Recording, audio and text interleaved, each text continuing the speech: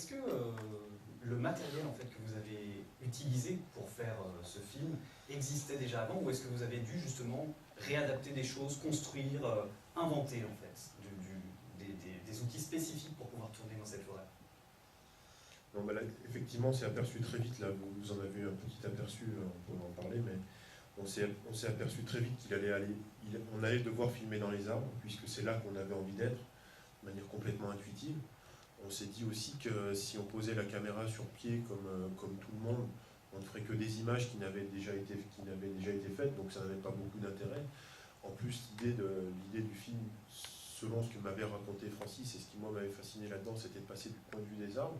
Donc on a tout de suite compris qu'il allait falloir qu'on se hisse à hauteur d'arbre d'une certaine manière. Donc Benjamin, que vous avez vu là, a commencé et imaginer des systèmes après ce tournage en disant ben voilà, il faut qu'on imagine des systèmes de cordes qui soient capables de nous faire des images qui partent du sol et qui vont jusqu'en haut des arbres et qui même crèvent la canopée et vont au-delà des arbres. Donc ça nous a vraiment mis en mouvement. On a commencé à dessiner, à faire des schémas, à imaginer des choses très complexes qui sont devenus des prototypes et qui nous ont permis de faire des plans, comme vous avez vu ce soir, comme le plan de début où on a un travelling qui fait 200 mètres de long et qui monte à 80 mètres de hauteur.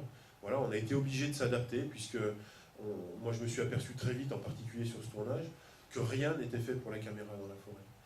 La forêt, c'est un univers vertical, la caméra est horizontale. La forêt est un monde immobile, alors que la caméra, à l'instar de l'œil humain, est là, aime le mobile, aime le mouvement plus que tout. L'arbre, c'est 24 images par siècle, la caméra, c'est 24 images secondes. Enfin, c'est que des problèmes. 1%, Jérôme l'a dit, 1% de la lumière solaire passe et atteint seulement le sol, donc on est dans des conditions de lumière qui sont extrêmement complexes. Donc c'est sûr qu'il a fallu se confronter aux problèmes pour trouver des réponses, pour trouver des outils. On a développé effectivement des choses, mais finalement c'est ça qui m'intéresse, c'est-à-dire que la contrainte devient finalement un stimulateur de la créativité. Un stimulant, c'est mieux. Pardon, c'était tard. Mais les arbres nous ont imposé finalement leur propre rythme, nous ont imposé leur propre hauteur, et il a fallu développer des choses. Et je crois que c'est des outils qu'on va retrouver aujourd'hui au cinéma parce que effectivement, c'est quelque chose qui marche, quoi. Jérôme, en parlant de rythme et de hauteur, toi, tu as travaillé sur une plateforme, en fait, tu as passé plusieurs semaines sur une plateforme pour filmer le monde animalier. Est-ce que tu peux nous raconter en fait cette expérience et ce dispositif en fait de tournage?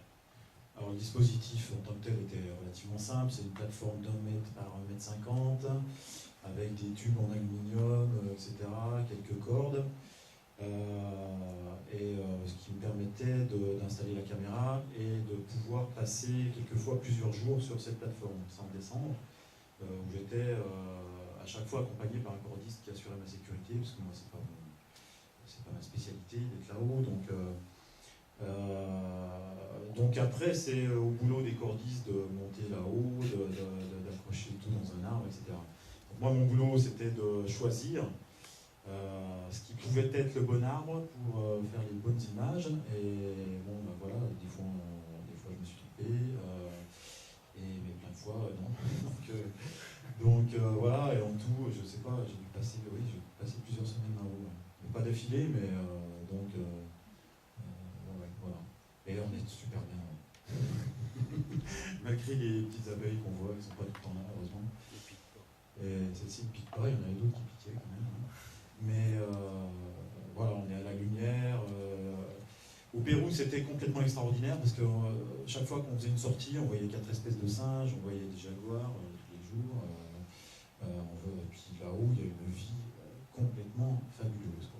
Donc, alors souvent, je partais pour filmer quelque chose de très précis, et puis ce quelque chose n'arrivait pas, mais c'était autre chose de tout aussi fabuleux qui arrivait. Et voilà, je pense qu'il y a un plan, moi qui m'a marqué quand je l'ai fait, et j'espère que vous aussi, c'est le plan du singe qui est avec sa fleur et qui...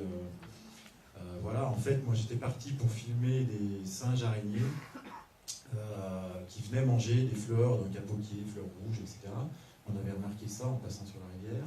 Donc on a choisi l'arbre, on s'est installé, et puis au bout d'un jour, en fait, pas de singes araignées, et ce sont ces petits singes qui sont venus des tamarins empereurs, qui sont des vraies piles électriques.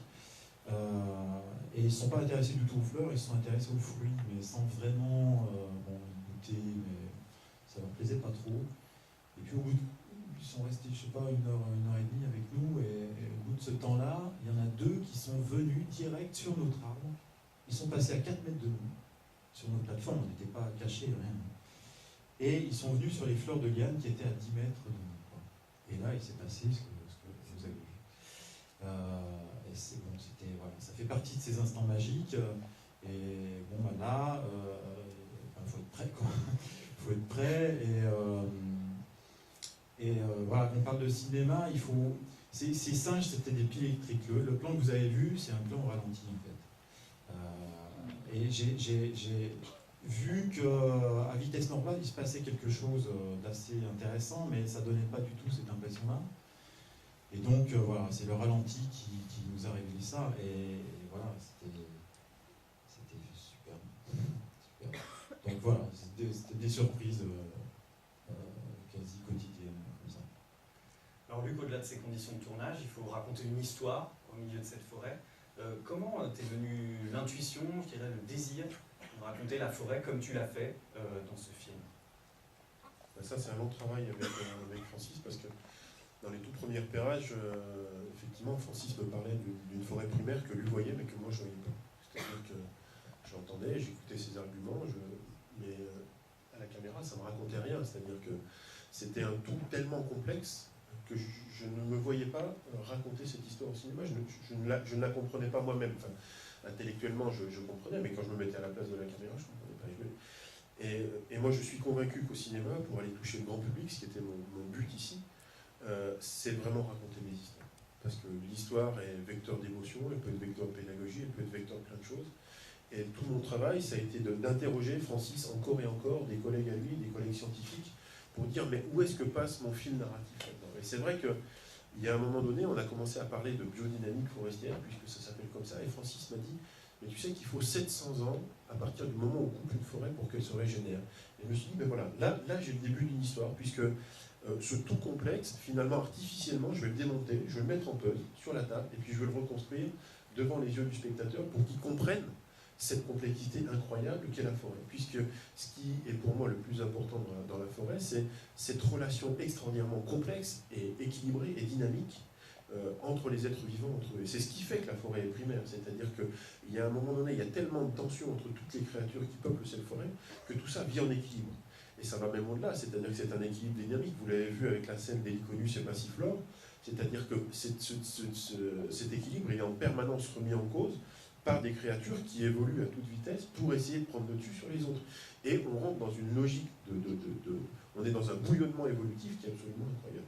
Sauf que tout ça, il fallait progresser. Donc c'est comme ça qu'on en est arrivé effectivement à raconter cette histoire. Et l'anecdote de Jérôme est intéressante, c'est-à-dire que Francis m'a très vite mis en garde en disant, écoute, si tu cherches quelque chose de précis en forêt, tu ne le trouveras jamais. Tu peux aller chercher des principes. Donc la difficulté du film, ça a été, on a complètement storyboardé le film, mais sur des principes. C'est-à-dire que, par exemple, on a dit, voilà, on va parler de la pollinisation, parce que la plante a la capacité de générer des odeurs absolument irrésistibles, de sécréter un nectar sucré auquel les animaux ne vont pas pouvoir résister, mais on a besoin de raconter la pollinisation. Et un jour, Jérôme rentre d'une expédition, alors il ne vous le dit pas, mais il restait parfois 5 jours sur cette plateforme, imaginez, ça ne fait pas 2 mètres carrés, il me ramène ces images, il dit, ben voilà, la pollinisation, c'est ça, puisque tout est là, il y a à la fois la biologie, il y a l'esthétique, il y a aussi la sensualité, il y a un moment rare, et là, on avait la pollinisation, mais il a fallu en permanence être dans cette dynamique de ce qu'on voulait, de ce que la forêt nous donnait. Et c'est un des prodiges de ce genre de tournage. Et c'est ce que j'aime, c'est finalement être à la fois très précis et très à l'écoute. Un autre exemple peut-être, vous avez vu ce plan de fin où Francis est dans le Moabi, on voit la caméra qui s'élève et on voit toute la structure du Moabi. Je me souviens que Vincent, un autre Vincent m'appelle, il venait d'arriver au Gabon à un moment, il était catastrophé, il dit, écoute, il n'y a plus de feuilles sur le Moabi, comment on fait? Je lui dis, attends, il n'y a plus de feuilles sur le Moabi. Il me dit, non, il y a des fleurs. Ah bah tout va bien. Et effectivement, les fleurs de Moabi qui sont extrêmement singulières, malheureusement le cinéma ne vous raconte pas l'odeur, mais rien que d'y penser, j'en ai des frissons tellement c'est une odeur raffinée, pure, simple et à la fois complètement envoûtante. Et le Moabi avait une gueule incroyable, c'est-à-dire qu'il était couvert de ces fleurs, du coup on en voyait la structure, alors qu'ici il avait été couvert de feuilles, ben, on aurait vu un arbre parmi les arbres. Et du coup c'était encore une chance, mais il faut être à la fois, il faut être toujours prêt à rebondir sur l'instant, sur l'opportunité. C'est à la fois l'immense stress et l'immense joie de ce genre de tournage. Francis, très concrètement, ce travail en fait en amont avec Luc, est-ce que vous pouvez nous raconter comment ça s'est passé? Vous vous êtes rencontrés en fait, faites beaucoup de discussions ensemble. Comment on passe du savoir scientifique en fait à l'histoire cinématographique, au scénario, quoi? Beaucoup de discussions en effet, chez moi à Montpellier, et puis j'ai fait venir des collègues et amis qui ont renforcé le propos sur des points où je suis pas très compétent, par exemple le sous-sol et tout ça. Et ben oui, petit à petit, j'ai vu que Luc voilà, montait le scénario, et je dois dire que j'ai beaucoup admiré cette capacité de synthèse qu'il a eue. Moi, pendant le tournage, je ne voyais pas où on allait, parce qu'on tourne dans le désordre les scènes. On ne comprenait pas du tout où ça nous menait. Essayez maintenant, c'est bon. Comment a germé cette idée justement que vous soyez le guide, notre guide, dans cette forêt? Est-ce que c'était dès le départ que vous vous êtes dit ça, avec Luc, ou comment est-ce qu'elle est arrivée cette idée? Qu'est-ce que t'en penses? C'est vrai que moi je trouvais que Francis avait une légitimité pour tenir son propre rôle que je n'arriverais pas à confier à un acteur qui de toute façon allait jouer faux. Vous avez vu Francis dans les arbres. Francis a passé sa vie dans les arbres. Il a une manière d'être dans les arbres, une manière de toucher les plantes, une manière de regarder qui est inimitable, que moi j'ai eu le plaisir d'appréhender comme cinéaste, hein, avec un regard extérieur.